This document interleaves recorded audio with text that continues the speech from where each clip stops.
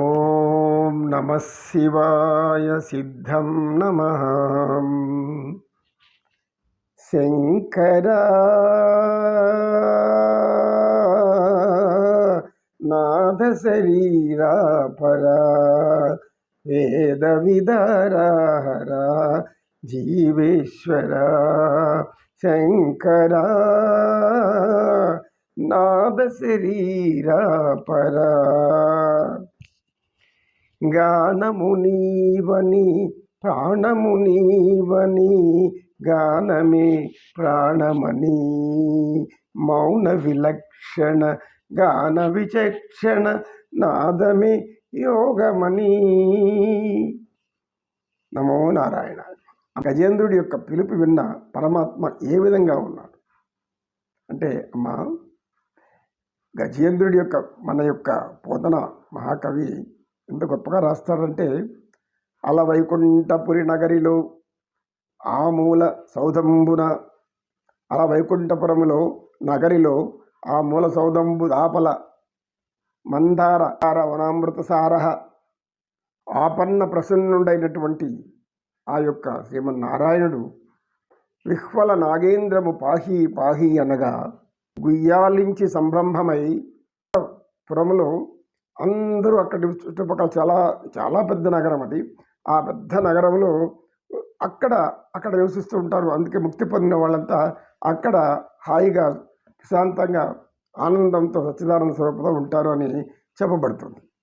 కనుక అప్పుడు ఈయన ఎక్కడ ఉన్నాడంటే మందార వనాంతర అంటే ఏమి నల్ల కలువ పూలు ఆ యొక్క వైకుంఠపురంలో అక్కడ మధ్యలో ఉన్నటువంటి ఒక కొలంలో మందార కలువ పూలు అంటే నీలిరంగు కలిగినటువంటి కలువ పువ్వుల యొక్క సమూహమైనటువంటి పడక ఆ పాన్పు మీద ఉన్నాడు. ఆ పాన్పు మీద ఉండి సరసల్లాపలాడుతున్నాడు. ఎవరితో? శ్రీ మహాలక్ష్మి తల్లితో, అమ్మతో ఆయన ముచ్చట్లాడుతున్నారు.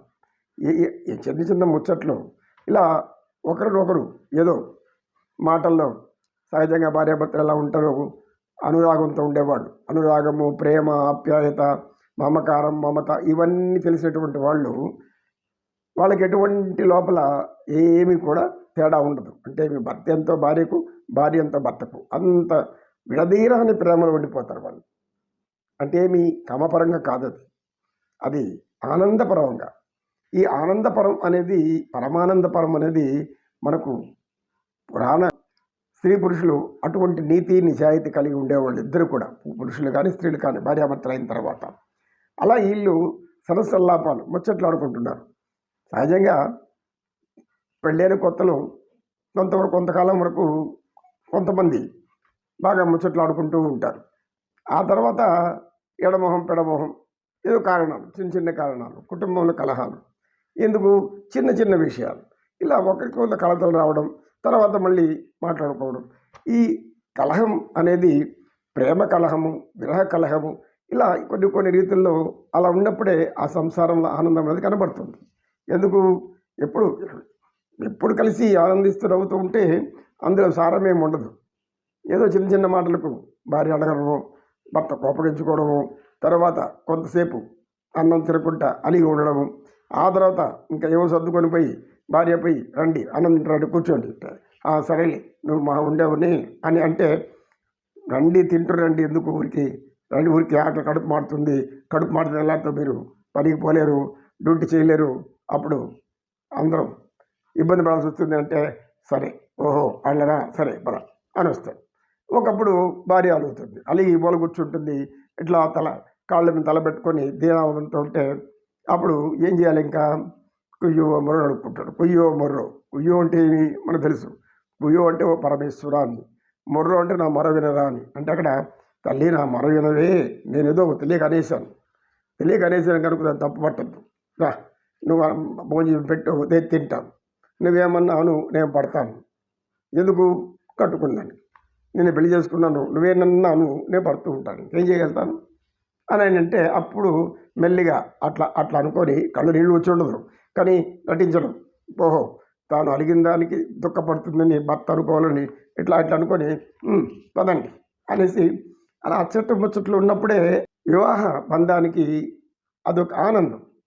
రసానుభూతి అన్నమాట. ఇటువంటి అనుభూతులు ఈ ప్రేమ కలహంలో, ప్రియ కలహంలో దేవతలకు సాధారణంగా ఉంటాయి.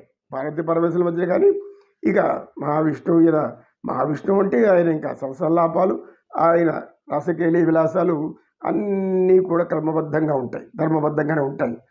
చూపరులకు మాత్రం ఏదో అతను శ్రీకృష్ణ పరమాత్ముడు ఒక వ్యామోహిలాగా భావించుకుంటారు.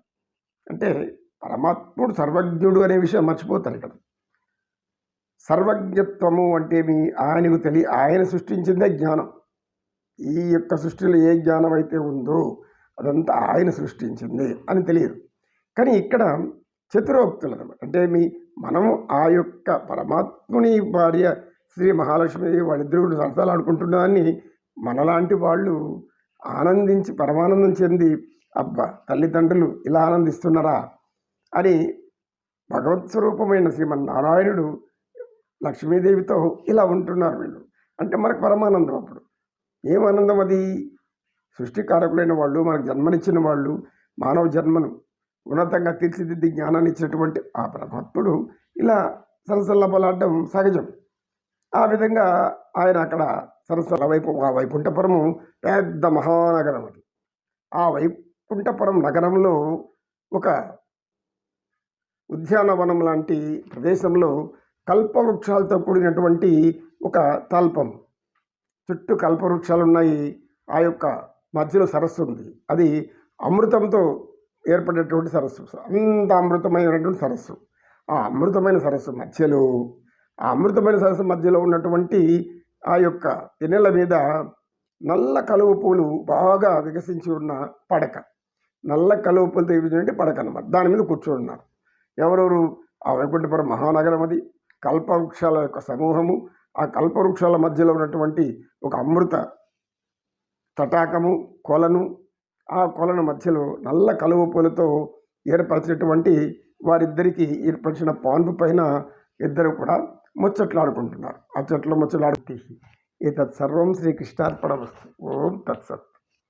నమో కృష్ణ, నమో కృష్ణ, నమో కృష్ణ, నమో నమో నమః. కృష్ణం వందే జగద్గురుం.